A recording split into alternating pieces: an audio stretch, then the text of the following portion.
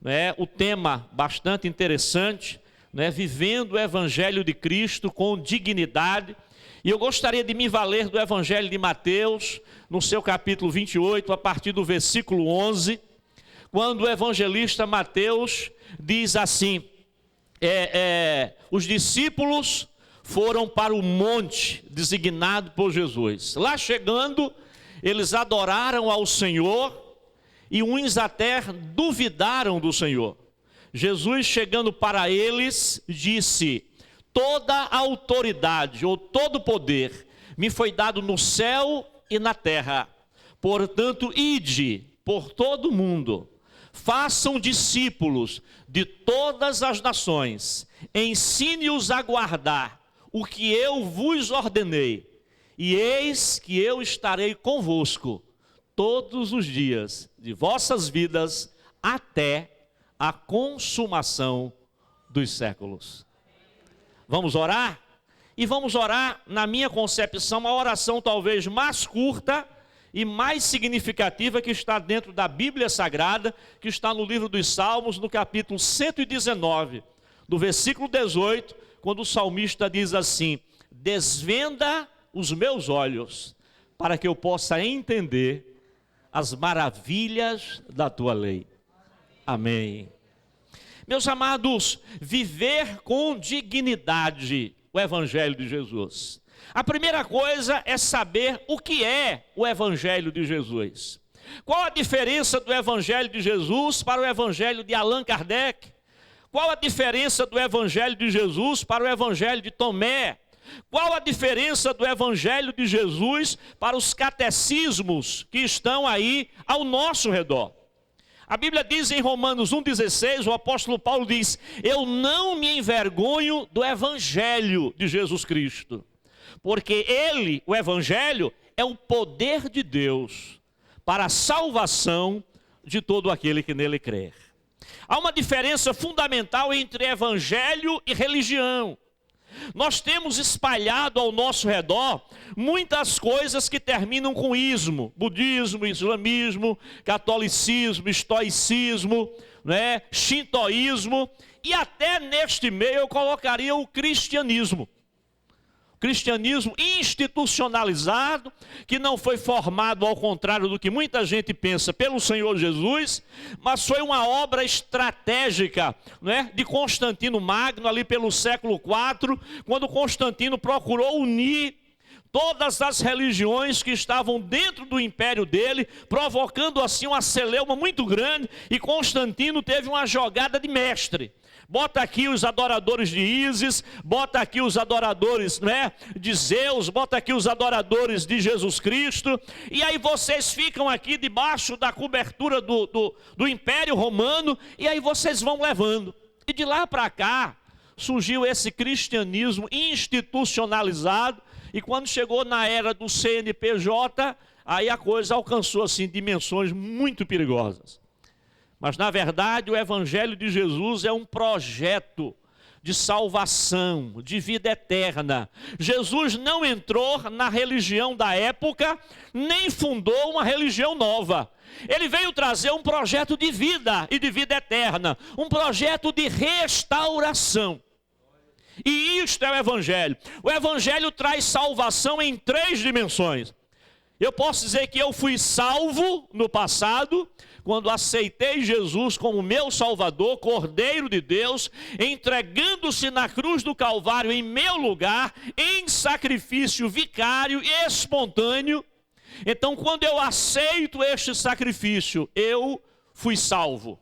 No dia 22 de julho de 1980, quando eu tinha apenas 17 anos de idade, naquele momento eu fui justificado. Eu passei pela justificação.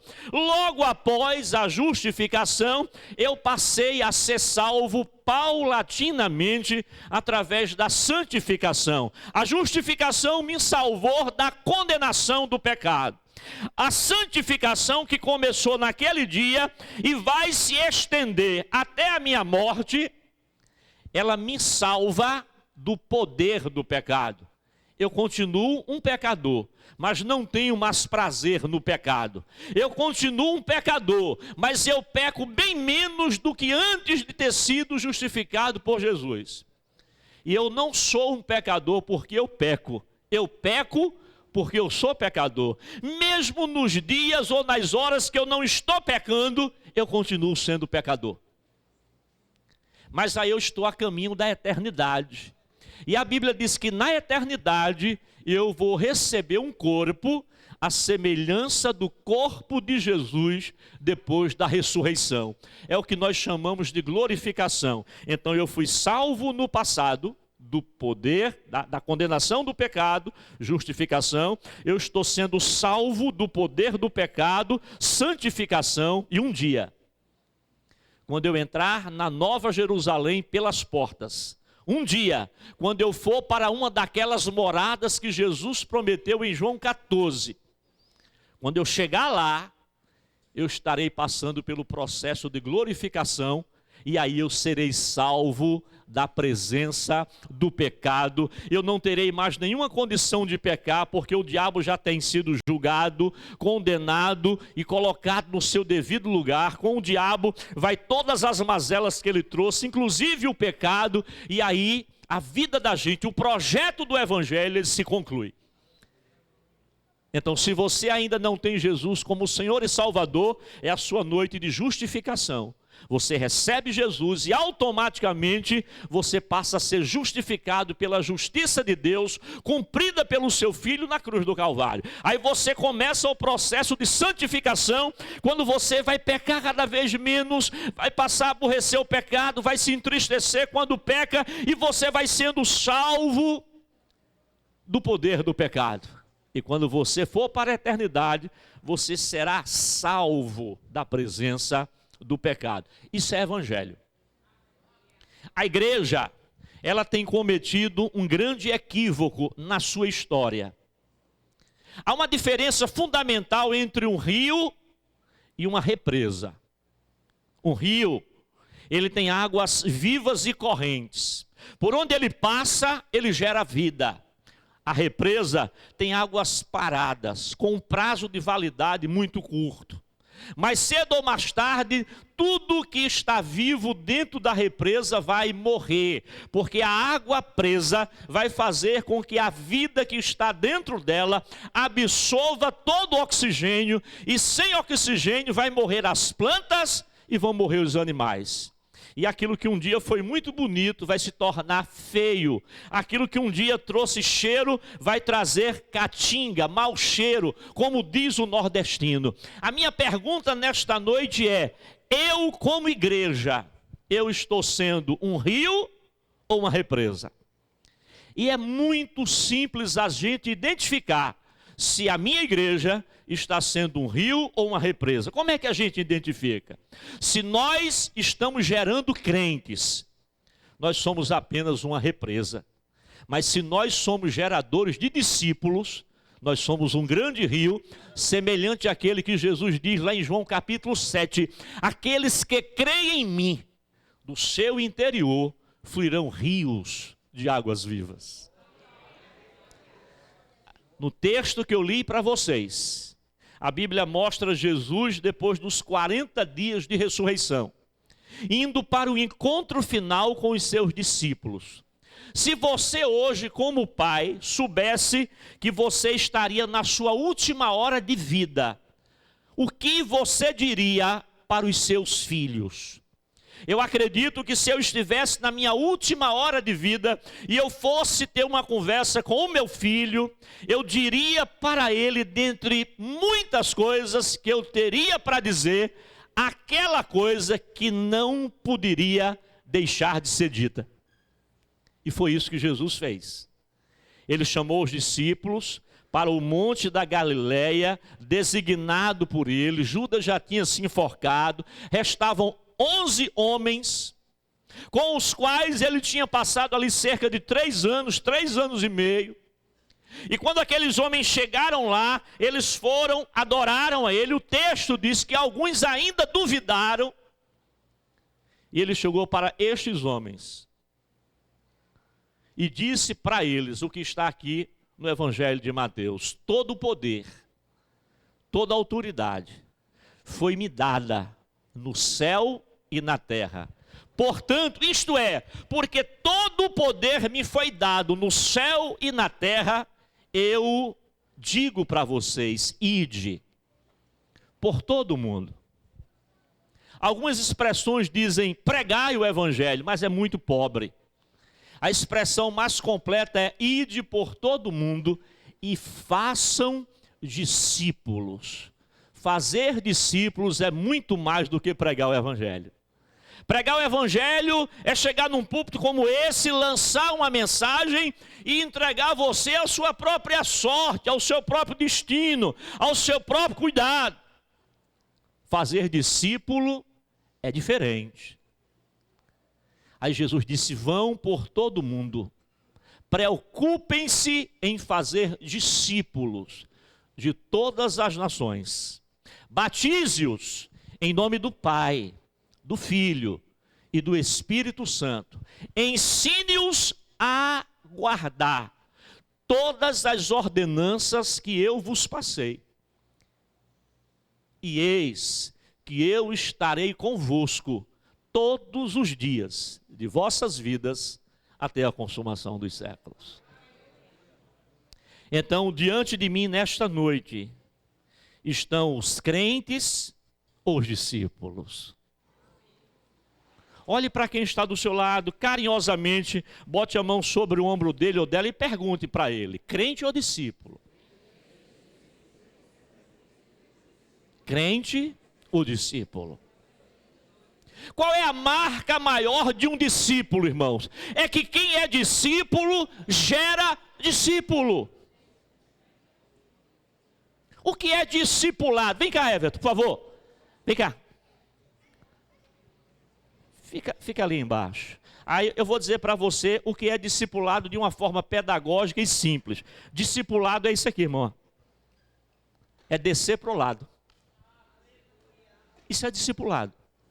É dizer para ele assim: olha, eu não vou dizer para você que seguir Jesus vai ser fácil, mas eu vou dizer para você que comigo do seu lado vai ser menos difícil. Amém? Então, isso é discipulado. Então você precisa nesta noite sair daqui com a ideia que você precisa descer para o lado de alguém, até o momento que ele esteja preparado para descer para o lado de outro. E este outro vai ficar do lado do outro até o momento que ele esteja preparado para descer para o lado do outro. E aí a água flui, não apodrece, não falta oxigênio. A igreja, por mais bonita que seja, por mais animada que seja, quando ela para de discipular, ela se transforma num clube social.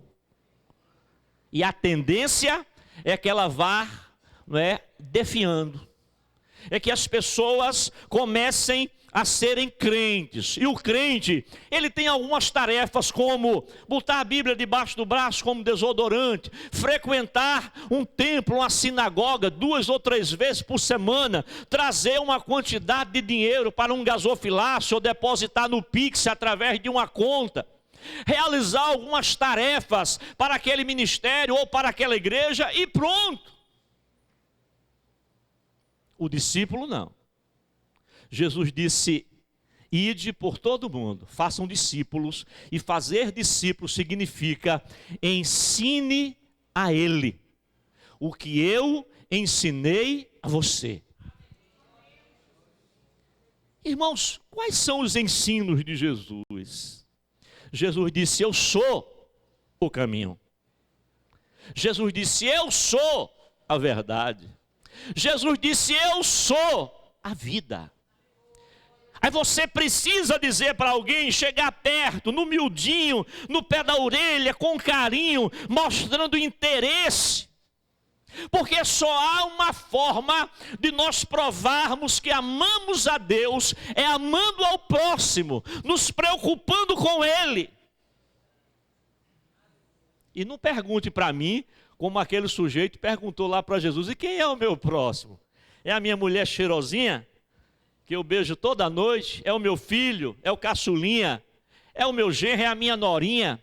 É a minha sogra? É o meu sogro? É o meu sobrinho? Não. O seu próximo é todo aquele que não é você.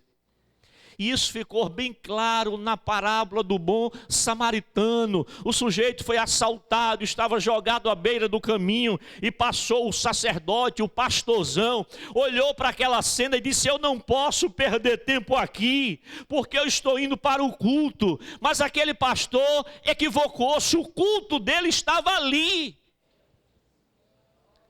Ali estava, porque culto é obra de Deus, ali estava a obra de Deus para ele. O que ele chamou de culto era apenas uma reunião eclesiástica. Nem toda reunião eclesiástica gera culto, e nem todo culto acontece na reunião eclesiástica. Aí lá vem o ministro de louvor. Olha, pelo cheiro o pastor já passou por aqui. Então eu não posso atrasar, porque eu vou fazer o prelúdio. Eu preciso ir para o culto. Outro equivocado, ali estava o culto do ministro de música. Aí vem o samaritano, tido como preconceito, um homem sem religiosidade, sem pedigree, um homem abominável para a região. Ele vai numa viagem de negócios, ele olha aquela cena e ele não se preocupa se ali estava alguém, um bandido, que foi vítima de uma quadrilha rival. Ele não se preocupa em descer da sua montaria e pensar assim: esse homem foi assaltado aqui porque esse lugar é um lugar perigoso, pode ser que quem o assaltou ainda esteja por aqui e me assalte também. Mas nada disso passou pela cabeça dele. Ele só via uma pessoa carente que precisava de uma mão amiga. E ali estava a mão amiga, que era a mão do samaritano, e ele desce da montaria, debruça-se sobre aquela vida, quase morrendo. Ali ele faz os primeiros socorros, se envolve. Aquele homem estava ensanguentado, mal cheiroso, e ele não se preocupa com nada disso. Ele desce ali, ele faz os primeiros socorros, coloca o homem na sua montaria, faz o resto da viagem a pé, entra no hotel de costume e diz para o dono da hospedaria: este rapaz está comigo, ele vai ficar no meu quarto. E amanhã, quando eu sair do meu quarto para seguir com a minha trajetória de trabalho, ele vai ficar hospedado aqui. Se eu demorar e ele se recuperar e quiser ir embora, pode deixar. O que ele gastar, além do calção que eu deixei, ponha na minha conta. Isso é um discípulo, não é? Um crente jamais faria um negócio desse. O crente talvez fizesse isso com alguém da família de dentro de casa, mas talvez nem com um cunhado, nem com um sobrinho, nem com o sogro. Talvez ele fizesse com a mulher, com a filha, com o filho. Mas o discípulo não. O discípulo aprendeu com Jesus que amar a Deus é amar as pessoas. O discípulo aprende com Jesus que este amor é o amor ágape, incondicional. Não é o amor eros, que envolve um casal numa cama. Não é o amor filéu, que faz o pai amar ali o filho, né? Faz o amigo amar o amigo. Não, é o amor ágape. O amor sem fronteiras, sem medida. O amor que dá, sem se preocupar se vai receber. É o amor incondicional. A Bíblia diz que Deus amou o mundo de tal maneira que deu o seu único filho, para que todo aquele que nele crê não pereça, mas tenha vida eterna. João 3,16. Paulo diz a mesma coisa com outra formação gramatical em Romanos 5,8. Deus prova seu amor para conosco pelo fato de ele, Jesus, ter morrido por nós quando éramos ainda pecadores. Discípulo aprende e pratica o amor. Vocês lembram de João, o escritor do Evangelho? Escritor da primeira, segunda, né, e terceira carta, escritor do Apocalipse. O homem que ficou intitulado como o discípulo amado, discípulo do amor. Vocês sabem a origem desse rapaz? João Boanerges, filho do trovão, filho da ira, filho da raiva, filho, do estrondo. Um dia Jesus ia para Samaria pregar o evangelho.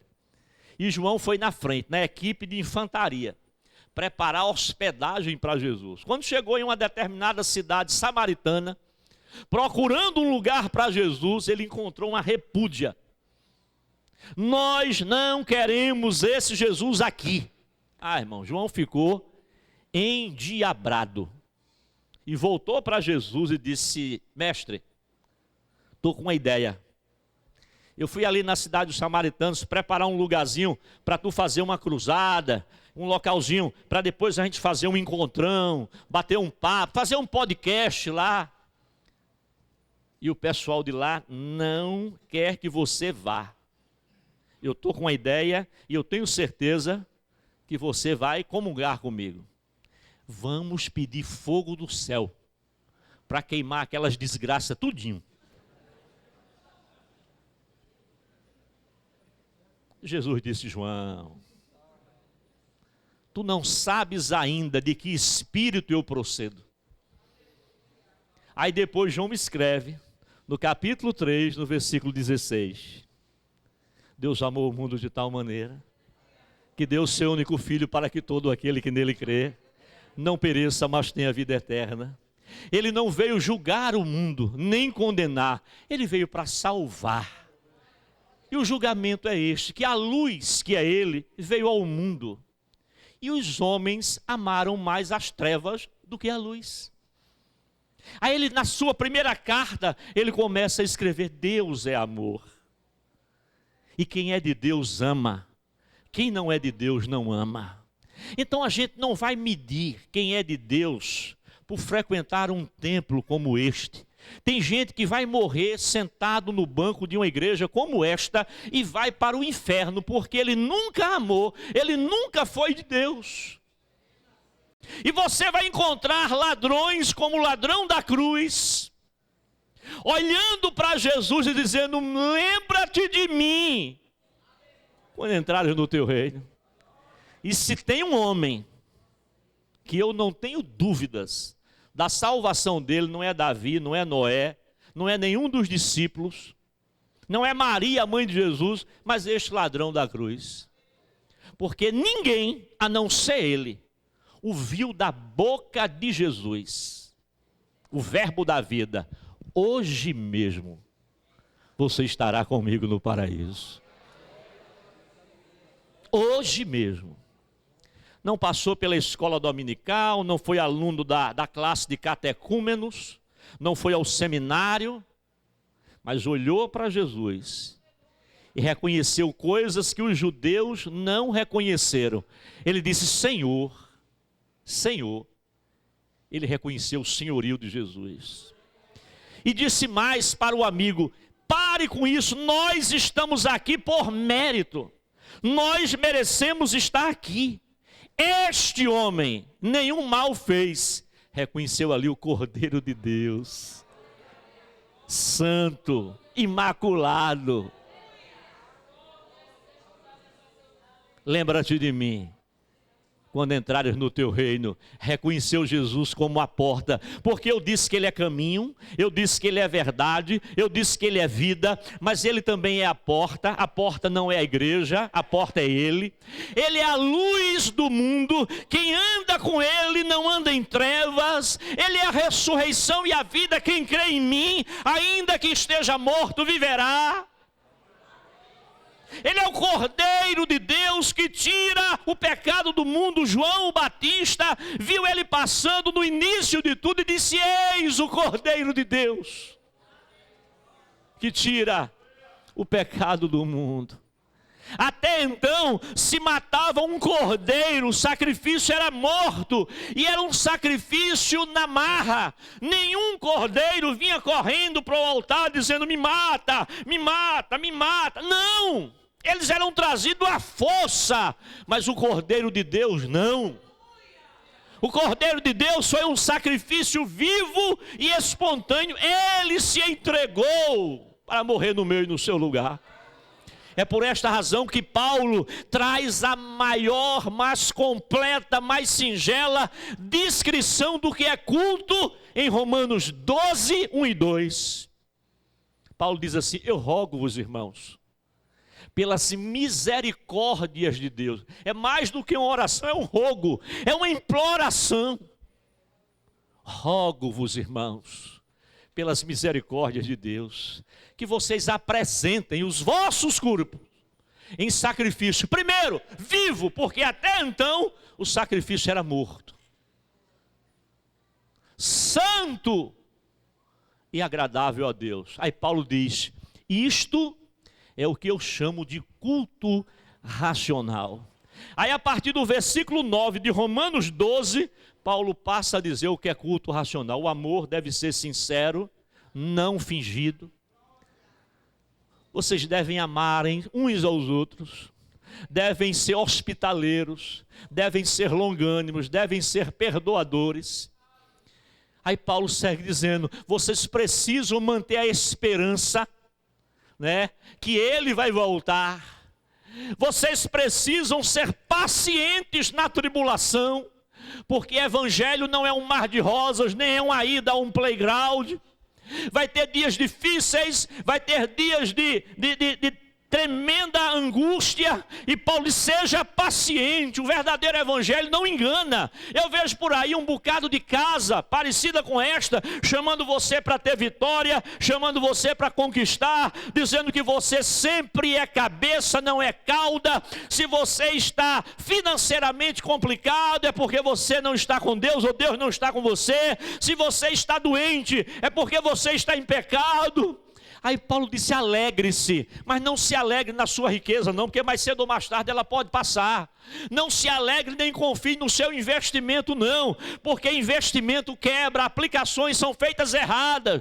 Não se confie no seu talento não, porque talento às vezes também não consegue resolver o problema. Não se confie no seu pedigree, na sua família. Não se confie no cargo, não se confie no governo que você defende. Quer confiar em alguém? Confie no Senhor. Alegre-se na esperança, Ele vai voltar. E para quem Paulo dizia isso? Para homens que estavam vendo suas mulheres ser queimadas em praça pública.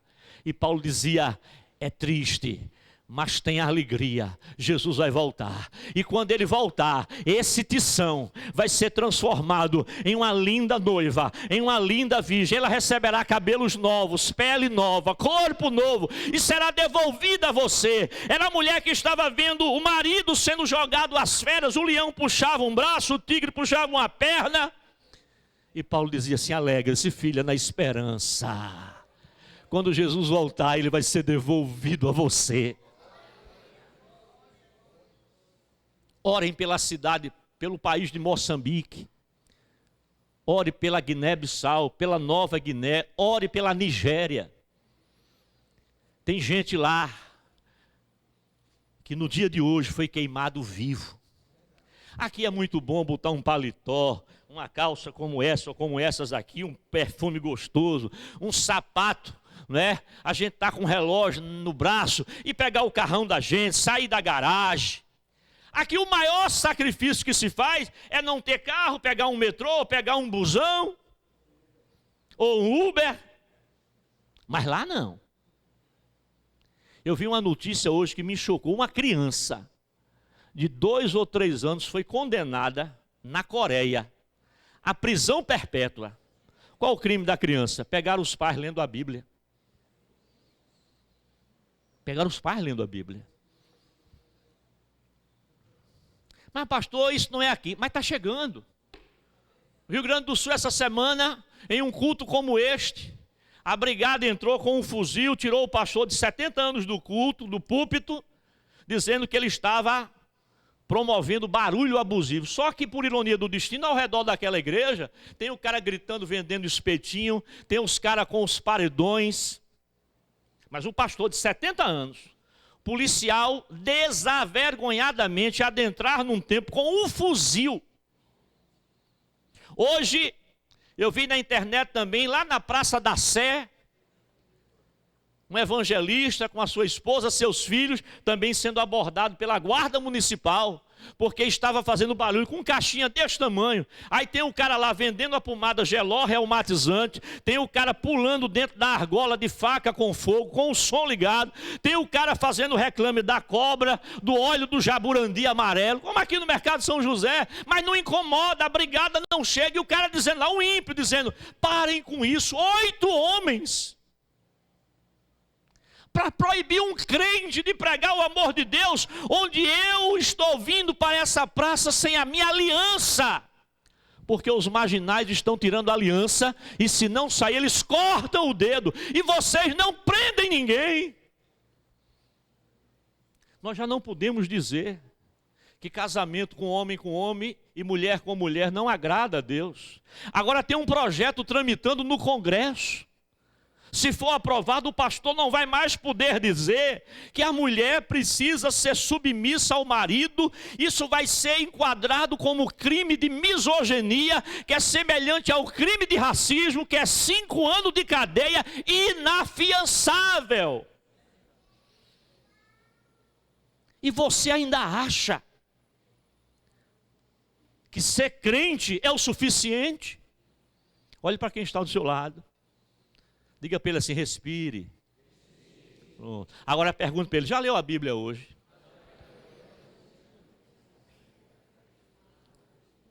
Já leu a Bíblia hoje? E precisa?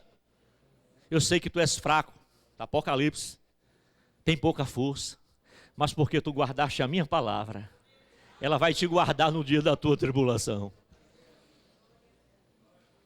O discípulo aprende e ensina o amor. O discípulo aprende e ensina a hospitalidade.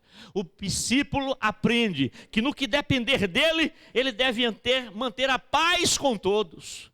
O discípulo aprende que nada é dele, tudo é de Deus, está à disposição de Deus, para ser distribuído com quem é de Deus, de acordo com a ordenança de Deus. A Bíblia diz que eles frequentavam templos como este, mas também eles iam de casa em casa, comendo com alegria e singeleza, mantendo a comunhão e a oração. Então olhe para quem está do seu lado e pergunte para ele, e aí, crente ou discípulo? Crente ou discípulo? Quem você já trouxe para Jesus, ou quem você já levou Jesus para ele? Isso aqui, irmão, não é lugar de salvação. Isso aqui é lugar de treinamento. Se a gente fizer um apelo e um se salvar, ótimo, mas aqui você é treinado para ganhar almas na sua academia, na sua escola, no seu comércio, na sua universidade, onde você não deve se envergonhar de Jesus. Você, menina jovem, que está entrando na faculdade e ainda é virgem, se alguém perguntar, você é virgem? Aí você vai dizer, graças a Deus. Vão rir de você, porque nós estamos vivendo num mundo que estão se rindo dos honestos e celebrando a desonestidade. Você é crente? Não. Ah, pensei que você era crente. Não. Eu sou discípulo. Eu sou discípulo de Cristo, do pastor Alberto Jorge e do pastor Daniel. Vamos lá, no meu santuário. Quem sabe você se torna discípulo como eu me tornei. Não me envergonho do Evangelho, porque é poder de Deus para a salvação de todo aquele que nele crê. Não me envergonho do Evangelho. O discípulo, ele não é milindrado. Falaram mal de mim naquela igreja, eu vou me embora. Sabe o que é que Spurgeon, príncipe dos pregadores, disse uma vez em uma reunião como esta? Ele disse, olha, eu tomei conhecimento que aqui tem muita gente chateada porque falaram mal de você. Deixa eu lhe dar um conselho.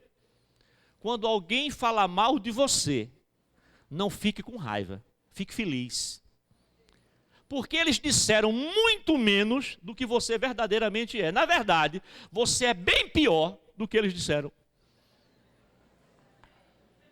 Porque o cara diz uma coisinha que ele tomou conhecimento ou soube. Quem aqui teria coragem de deixar o Datenas dizer assim, comandante Hamilton, põe na tela aqui, um dia da tua vida, um dia. Teus pensamentos, teus sentimentos, o que tu dissestes quando tu olhasse bem ao redor e não visse nenhum crente, naquela quadra. Quando as chuteiras se cruzam e sai fogo. Aquela história de peladeiro, do pescoço para baixo é perna. Na tela. Você teria coragem, você voltaria aqui mais uma vez, depois de um dia da sua vida, passar nessa telazinha aí desse televisão? Eu não voltaria aqui mais nunca. Sabe por quê, irmão? Porque eu não presto. A minha natureza é podre. Se eu prestasse, Deus não teria mandado Jesus morrer no meu lugar.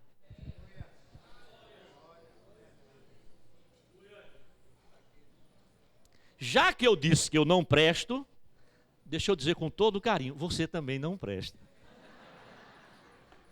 Você também não presta. Mas Deus nos ama mesmo assim. É por isso que não tem esse negócio de jogo do Brasil na hora do culto, a FIFA mude o horário da Copa. Eu estou aqui para servir a Deus. Não tem Ronaldinho, não tem Neymar, não tem Hendrick, tudo um bando de interesseiro. O Brasil, do jeito que está, essa seleção pilantra, recebeu 10 milhões de dólares por ir para a Copa. E mais 15 milhões por chegar onde chegou. 25 milhões, 130 milhões de reais. E você ganhou o quê? Teve crente que deu 700 reais numa camisa original. Não quer trazer 70 de dízimo e oferta. Não é? A Guiné-Bissau precisando de oferta. O sertão, a Nigéria, a África. Gente perto de você, sentado aí com a Bibliazinha, que a capa não aguenta mais cola. Talvez o perfume vencido, e você procura sentar no outro banco, não saia de perto dele não, para a semana traga uma água de cheiro para ele. Entendeu? Porque se você deixar de usar perfume e desodorante, vai ficar tão fedorento quanto ele. Porque uma coisa que o ser humano é fedorento, irmão. Quando morre a gente vê. Ai de nós, se não fosse o Boticário, né? Se não fosse né? As outras marcas que tem por aí, Carolina Herrera, né? Mas a Bíblia diz que Jesus, o lírio dos vales, a rosa de Saron, derrama sobre esta carniça o seu cheiro. E nós passamos de fedorentos a aroma suave. Porque Deus é bom. Pela última vez, nesta noite, pergunta aí, discípulo ou crente? Discípulo ou crente? Eu não tenho nada contra a igreja grande. Agora, a minha preocupação é como a igreja está crescendo. Porque na nossa nação, que é assim, o bebedouro dos Estados Unidos, nos Estados Unidos, a onda do momento é coach, técnicas de hipnose para atrair pessoas, luzes colocadas nas cores certas, tipo de som que tem o mesmo efeito da droga. As pessoas vêm, A luz pisca, acende, apaga. O cara dá aqueles acordes no teclado, na guitarra. O cara se emociona, ele chora, volta para casa o mesmo pilantra que veio. No outro dia na escola é a mesma bagaceira. Por quê? Porque só mexe no emocional. Eu vi uma reportagem aí na televisão, na internet, que disse, rapaz, que igreja! Eu fui lá, o playground é negócio de primeiro mundo. As quadras é negócio de primeiro mundo. A sala de cinema é uma coisa extraterrestre.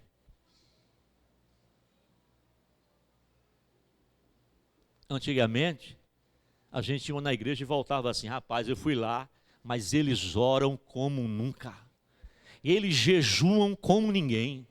Nunca vi uma igreja de um conhecimento tão exacerbado da palavra de Deus. Eles amam como Jesus, perdoam como Jesus, são longânimos como Jesus. De que adianta templo bonito para a igreja feia? Se troca piano, se troca bancada, não tem com que se gastar, reforma o templo sem necessidade.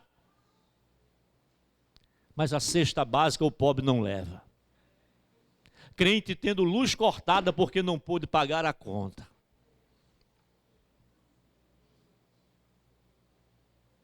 Menino está na escola, já é julho, e está estudando no livro do coleguinha, porque o papai está desempregado e não pôde comprar o livro dele. E muita gente que diz que é de Deus sabe. E o dinheiro está investido, esperando uma crise, a crise já está aí, irmão. Está guardando dinheiro para quê? Infarta, morre, fica para ninguém.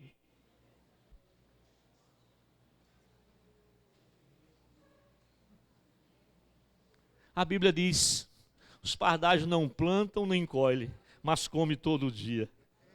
Os lírios não tecem nem fiam, mas nem Salomão em todo glamour se vestiu tão extraordinariamente. Se o Senhor não edificar a casa, em vão trabalham os que edificam. Se o Senhor não guardar a cidade, em vão vigia a sentinela. Salmo 127, né? Inútil será para você dormir tarde, acordar de madrugada, em busca do pão cotidiano, porque aos seus filhos, Ele, o Senhor, os alimenta enquanto eles ainda dormem. Vocês já viram um menino de 1 ano, de 6 meses, preocupado com o preço do leite? Ele chora, vem peito. Quando a mãe não tem leite, vem a mamadeira. Tem gente que está se preocupando comigo, eu sei que vai ter leite. Quem tem Deus como pai, é só chorar, que o leite vem. Amém, meus irmãos?